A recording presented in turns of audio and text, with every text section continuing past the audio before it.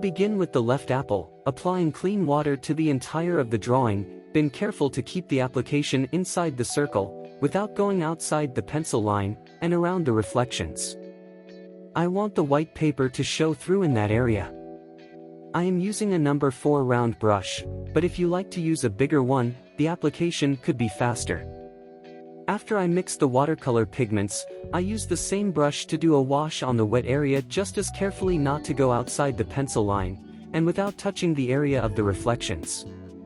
The colors that I am using are pale yellow and cobalt blue, mixing it to fairly watery yellow-green. This way I am keeping the pigment very pale. I am also making another mix with the same colors but with a little more blue to create a darker green. Using the same brush, I start dropping it in the same area, allowing it to bleed on the desired areas or according to the reference photo. I repeated the same process on the right apple drawing, and proceed the same way on the apple that is left behind the center.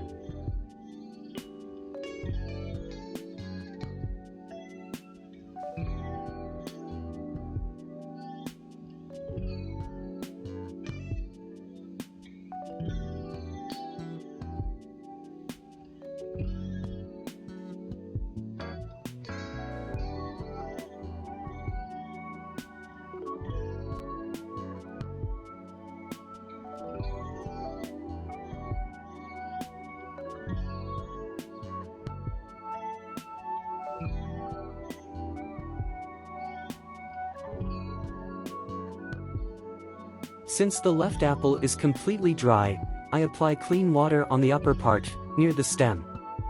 This is the gap area of the apple. I take with the same brush, more of the darker green mixture, and drop it in the wet area, to create depth, leaving a hard edge below and soft above. At this point, the apple's still very pale, so I continue applying the most darker green mixture, on the areas that are darker. I am looking at the reference photo, and keeping the surface wet with clean water, before dropping the pigment, so it does not form hard edges, and stays smooth looking.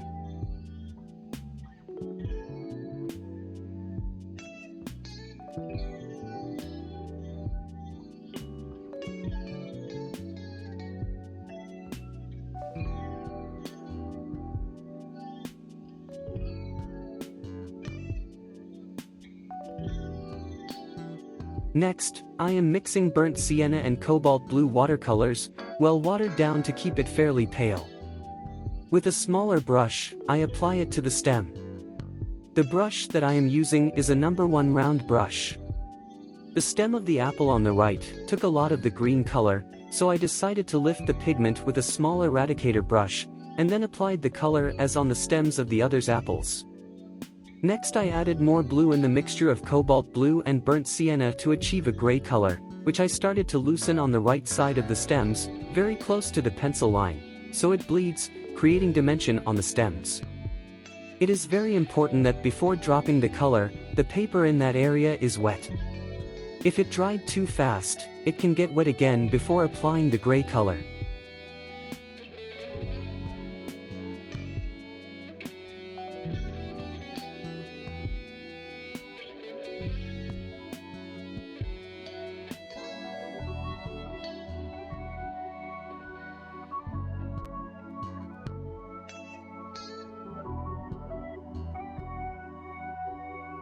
This same gray, I applied it to the deep part of the gap near the stem as well, and also, used this color to paint the shadow of the stem, on the right side.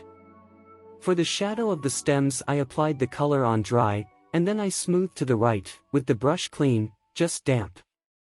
No pigment on it.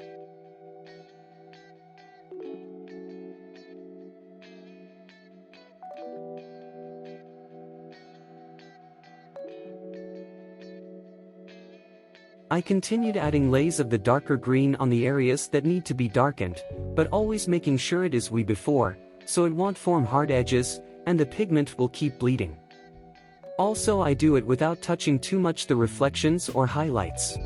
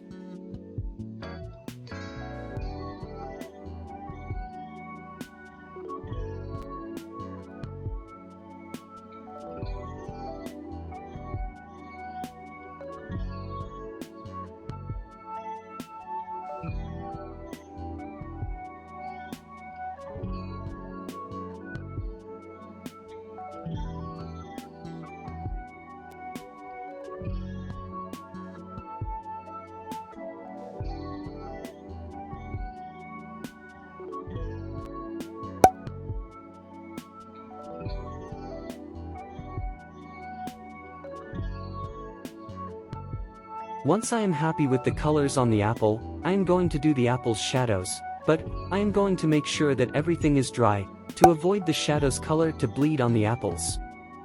For that, I am using the gray I mixed with cobalt blue and burnt sienna.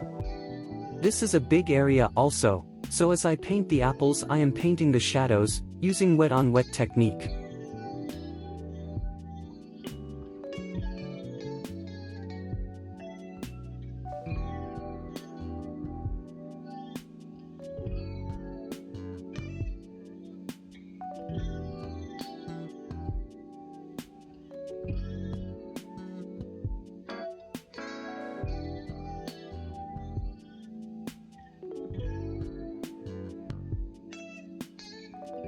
Now that I am done applying the gray on the shadows, making sure it is completely dry, I am thinking I can darken the left apple a bit more. So, I wet it again and with my brush number 4, I drop more of the dark green mix.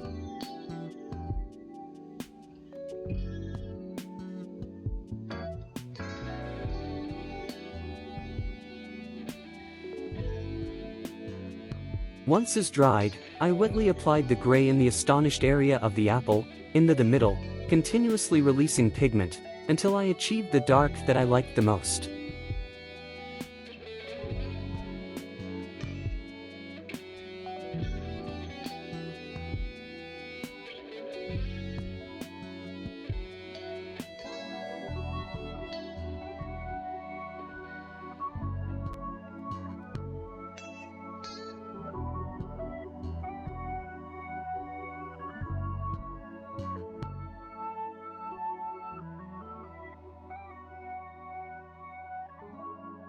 To the apple on the left, I lifted some pigment with the eradicator brush, to create texture on the apple.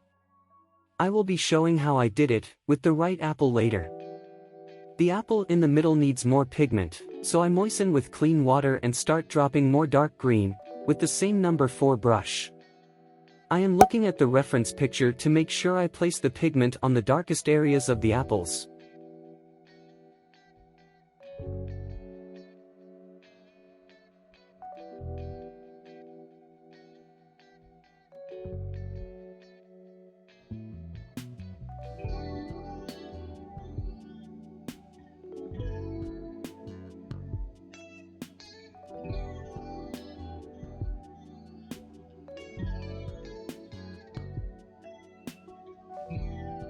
Near the stem, to the left, I also apply burnt sienna pigment, and for this I am using a round number 1 brush. Then, I continued with the stem, adding burnt sienna with a round number 0 brush, and when still wet, I add gray at the right side, right at the pencil line, letting the gray to bleed. With the same gray, I make the shadow of the stem. And I still using my number 0 round brush. I target the pencil line on the right side.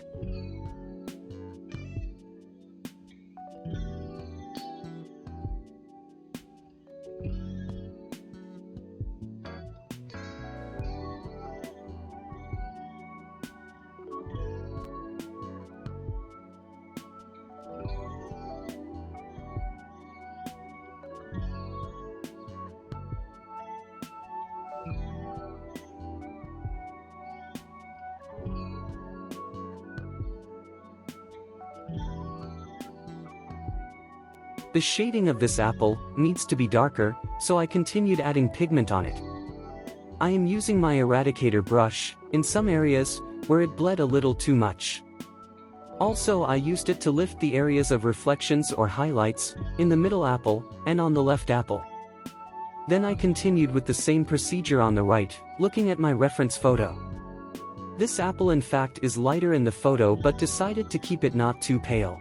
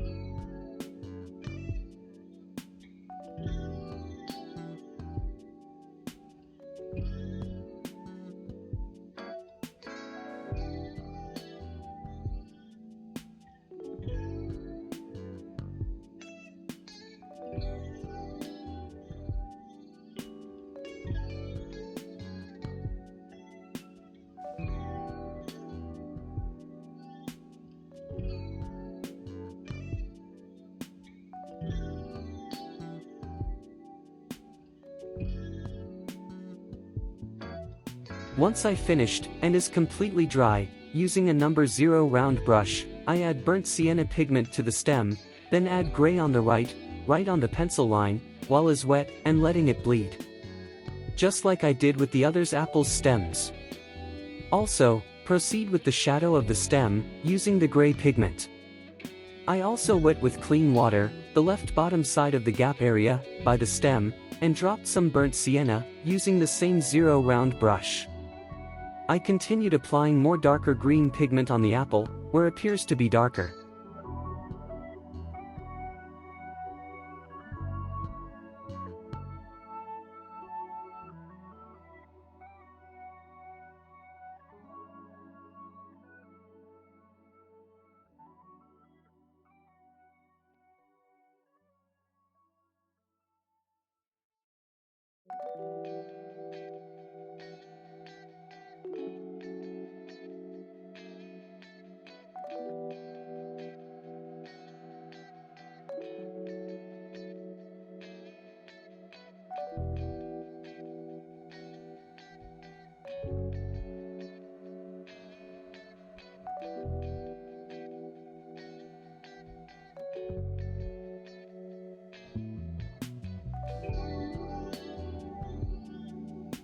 Now, when I am happy with the color and after let it dry completely, using my small eradicator brush, I start lifting pigment on the highlights areas, and then, lifting pigment and dabbing with paper towel to remove color and lighten it.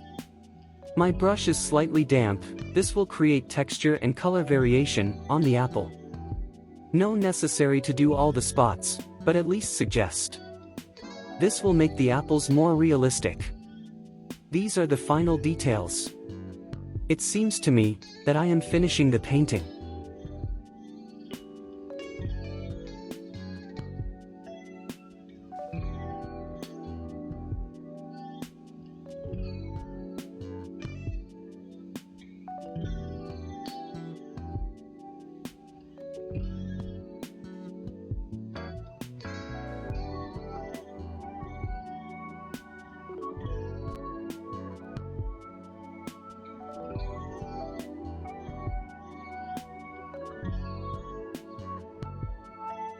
Finally, I used the pale yellow mixture, quite watery, as a glaze.